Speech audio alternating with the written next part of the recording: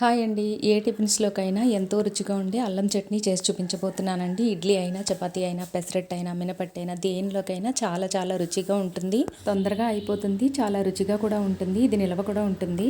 దీనికోసం స్టవ్ మీద ఒక పాన్ పెట్టుకుని 2 టీ స్పూన్ల ఆయిల్ వేసుకుని ఆయిల్ హీట్ అయిన తర్వాత 2 స్పూన్ల ధనియాలు, 1 స్పూన్ జీలకర్ర వేసుకుని మంటని లో ఫ్లేమ్‌లో పెట్టుకుని వీటిని దోరగా వేయించుకోవాలి.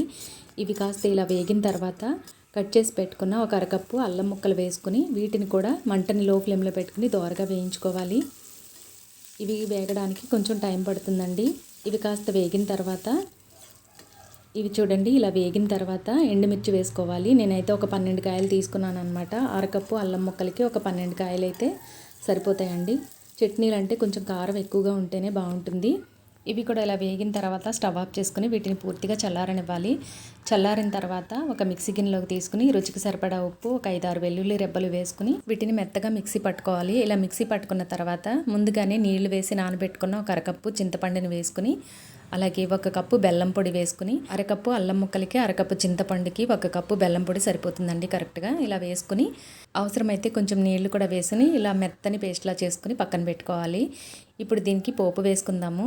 స్టవ్ మీద ఉన్న అదే కడాయిలో 2 టీ స్పూన్ల ఆయిల్ వేసుకుని ఆయిల్ హీట్ అయిన తర్వాత మినప్పప్పు, జీలకర్ర, ఆవాలు వేసుకుని వీటిని కాస్త దోరగా వేగిన తర్వాత కొంచెం ఇంగువ, ఎండుమిర్చి ముక్కలు, కరివేపాకు వేసుకుని వీటిని కూడా మంటని లో ఫ్లేమ్లో పెట్టుకుని దోరగా వేయించుకుని స్టవ్ ఆఫ్ చేసుకోవాలి. మిక్సీ పట్టుకున్న అల్లం పచ్చడి ఇందులో వేసుకుని పోపు అంతా కలిసేలాగా బాగా కలుపుకోవాలి. అంతే, అల్లం పచ్చడి రెడీ అయిపోయిందండి. ఏ టిఫిన్స్లోకైనా చాలా చాలా రుచిగా ఉంటుంది. ఇది బయట పెట్టుకుంటే ఒక 4-5 రోజుల వరకు నిలవ ఉంటుందండి. ఫ్రిడ్జ్లో పెట్టుకుంటే ఒక 10-15 రోజుల వరకు ఉంటుందండి. ఇది పెరుగన్నంలో కూడా చాలా చాలా రుచిగా ఉంటుందండి.